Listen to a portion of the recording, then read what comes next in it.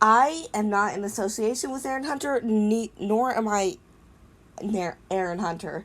So I'm just reading the books. I'm just reading the chapters. Don't come for me, YouTube. The books do not belong to me. None of the writing belongs to me. I am just reading the book. That's all. Help her! Horror seared through Mothlight's body as she spotted the blue-gray she-cat lying in the ditch beside the dirt track. Blood darkened the she-cat's neck, spreading fast through her thick fur.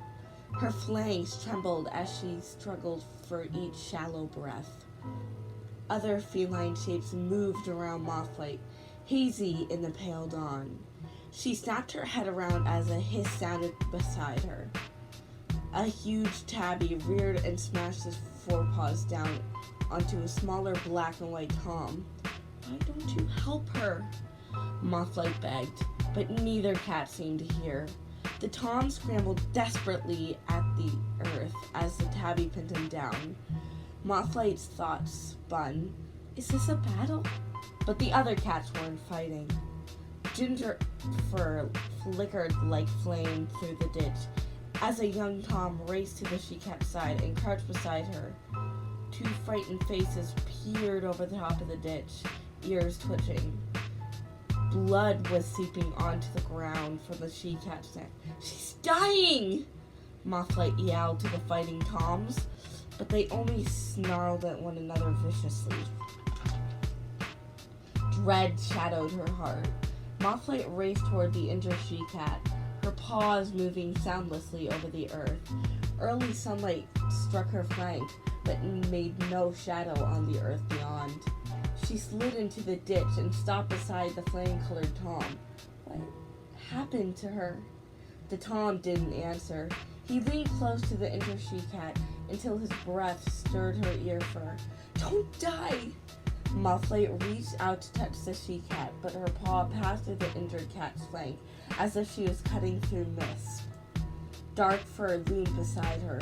The great tabby had stopped fighting and come at last, but as he pushed past her, Mothlight felt no weight. His fur brushed through her as though she weren't there. The two young cats, watching from the top of the ditch, climbed down into the shadows and stood trembling beside the ginger tom. She saw the tabby's mouth open and close as he spoke, but she couldn't hear his words. Mothlight held her breath as she saw the blue-gray cat's flanks grow still. She's dying. The sight of death sliced through Mothlight like an icy wind, and she began to tremble.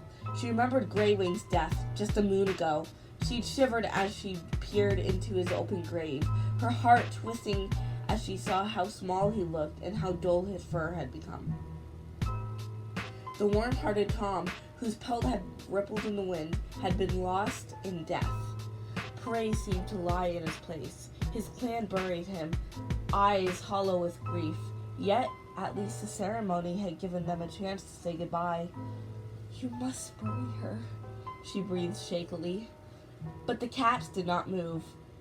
They only stared at their dead friend, hardly blinking, as the sun lifted higher into the sky. The black and white tom watched from a few tail lengths away, nervously eyeing the tabby. Don't just stand there!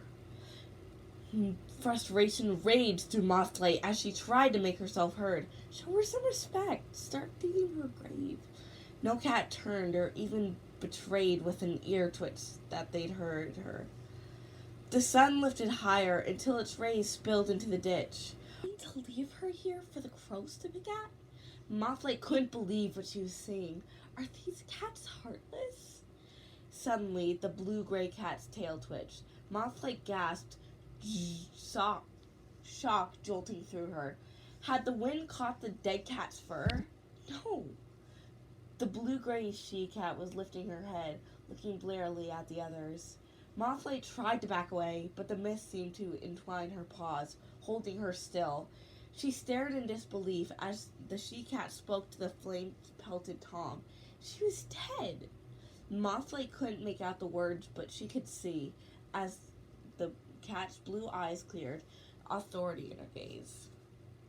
It reminded her of her own mother's look. Was this she-cat the group's leader? How is she alive?